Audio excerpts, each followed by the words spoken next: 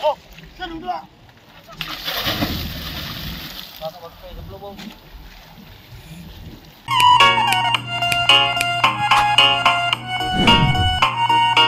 Magandang araw sa inyo mga kadagat. Ito na naman po ang Kadagat Vlog, muling nagbabalik. Halina't samahan nyo nga po ako at susukatin natin ang kalagitnaan ng dagat dito sa Lagunoy Gulf. Tama po mga kadagat, Lagunoy Gulf nga po ang tawag sa dagat na aming pinaglalautan dito po sa aming lugar. Maging ako kasi mga kadagat, hindi ko pa alam kung gaano nga ba talaga kalalim ang dagat dito sa aming lugar. At heto na nga mga kadagat, muli na namang nagpe-prepare ang mga tropa para nga sukatin kung gaano nga ba kalalim ang dagat dito. Kaya nga, agad-agad na nga po kaming tumulak at nagbiyahe palaot. Talagang hahanapin namin ang kalagitnaan ng dagat ng aming lugar. Siya nga pala mga kadagat, hindi po high-tech na technology ang gagamitin natin para sukatin ang dagat dito sa aming lugar. Mano-mano lang po ang gagamitin natin, lubid lang po ang gagamitin natin para malaman natin kung gaano nga ba kalalim. Kaya nga nang marating na namin ang kalagitnaan ng dagat, agad-agad nang pumwesto ang aking mga kasama para nga amin ang masimulan ang pagsusukat ng dagat kung gaano nga ba ito kalalim. Kaya agad-agad na nga pumwesto ang mga kasama ko. At napaka-alerto nila dito dahil napaka-delikado naman kasi ng ginagawa nila.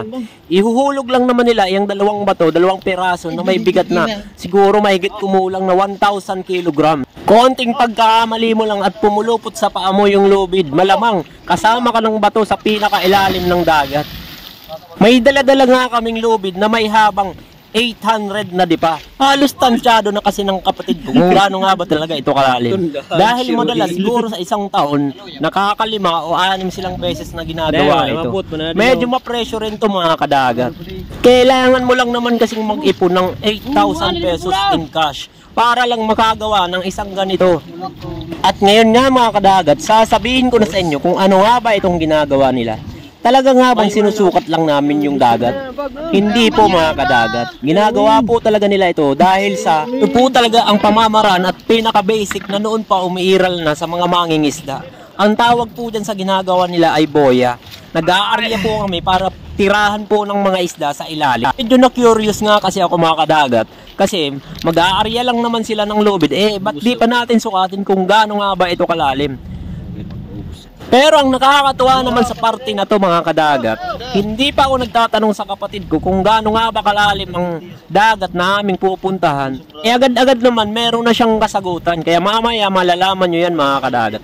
Balik tayo sa topic na boya. Ang boya po kasi mga kadagat sa mga mangingisda, yan yung pinaka-basic na trap ng isda sa ilalim. 15 to 30 di pa nga mga kadagat na galing sa surface ng dagat, nilalagyan nila yan ng dahon ng nyog para akalain ng mga isda na tirahan nila yon. At habang ang lumilipas ang mga araw, parami ng parami ang mga isda na natatrap sa ilalim ng dahon ng nyog sa ilalim ng dagat. Pero teka lang mga kadagat, hindi pa yun ganun. Kailangan din niyang ilawan gabi-gabi para talaga tuluyang manatili dun yung mga isda. FYI mga kadagat, yung boya pala na inaariya namin, wala naman pong kasiguruhan kung hanggang kailan yan magtatagal. Yung para bang shota mo. Hindi, loko lang mga kadagat. May mga pagkakataon po kasi mga kadagat, nakahuhulog mo pa lang ng boya, wala pa nga isang buwan o hindi ka pa nakakabawi ng iyong puhunan, napuputol na ito agad-agad. Kaya nga po ang hirap talaga sumugal sa dagat dahil walang kasiguruhan ang lahat. Pero Pinoy tayo, mahirap tayo, kaya wala naman tayong choice kundi gawin yon. Teka lang mga kadagat, tapusin na natin tong kanigaan. Dito naman tayo sa purong positibo. Alam nyo rin ba mga kadagat, na kapag sinerte ka sa isang boya, ay nako, talagang uulanin ka ng biyaya. Maniwala kayo sa hindi, may isang mangingisda na taga dito sa amin na talagang inulan ng biyaya. Mantahin mo ba naman na sa isang area lang, isang gabi ay umabot ng 80 banyeras yung isda na nahulit sa kanyang boya. Sa bali-balita ko nga mga kadagat, umabot din ng 70,000 yung share niya sa isang gabi lang. Sayang nga lang mga kadagat at hindi ko na inabutan. Nang mga panahon kasi na yun, nasa Maynila pa ako nagtatrabaho. Sa aming ordinaryong mangingisda, napakalaking bagay na po yung 70,000 na yan. Habang nasa kalagitnaan tayo ng ating talakayan, Ano pang hinihintay mo, kaibigan? Huwag mo namang kalimutang kalembangin ang bell dyan.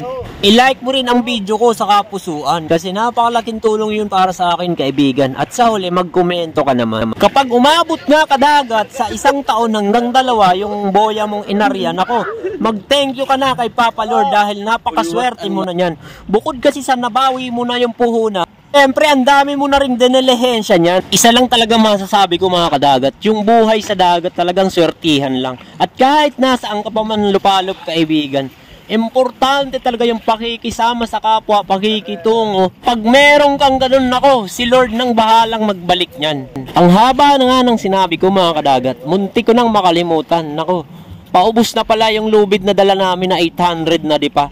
Ayan, mga kadagat, akala ko nga mabibitin eh.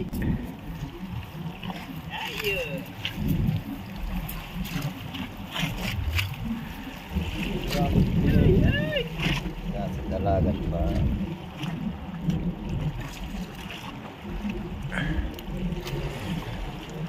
Biruin mo yun, mga kadagat. Napakagaling naman talagang mag-estimate ng kapatid ko.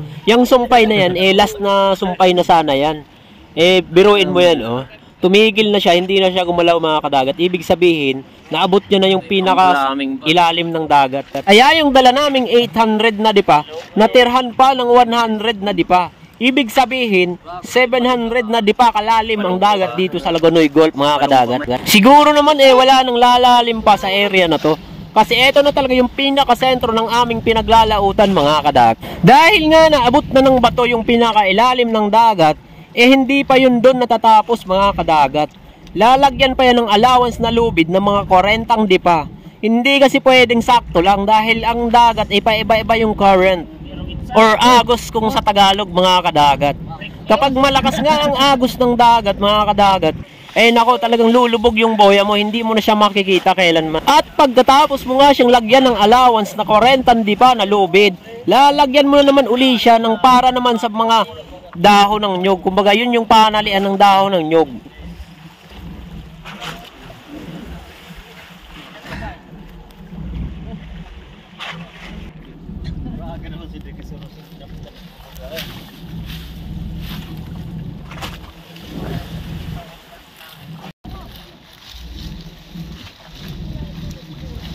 Kung nakikita nyo, mga kadagat, naglalagay na ng dahon ng nyog yung kapatid ko. Yun na talaga yung pinaka-highlights ng video na to. Dahil yan talaga yung habol namin, kaya nag-arya kami ng boya. Yung makapaglagay ng dahon ng nyog at magsilbing tirahan ng mga isda sa ilalim ng dagat. Para pagdating naman ng araw, siya namang aaryahan namin. Siya nga pala, mga kadagat, mga 2 linggo o 3 linggo ang aantayin namin yan bago namin yan maaryahan, bago kami makabawi. At hindi mo pa rin sigurado kung makakabawi ka nga ba sa unang arya ng iyong boya. Kaya naman, mga kadagat, sana naman tumagal itong boya na to para naman makabawi at makapag-generate siya ng pera sa mga gumastos nito. At syempre, mga kadagat, ito po si Kadagat Vlog na nagsasabing maraming salamat po sa inyong panunood, sa mga patuloy na sumusuporta at sa mga bago kong subscriber at followers sa Facebook. Maraming salamat po. Patuloy nyo pong panoorin ang Tutoy Adventure Channel sa YouTube at Kadagat Vlog po sa Facebook. Kaya wag nyo pong kalimutang mag-share at mag-like sa aking mga content. Kaya maraming salamat po sa inyong lahat. God bless po sa inyo. Mabuhay po kayo. This.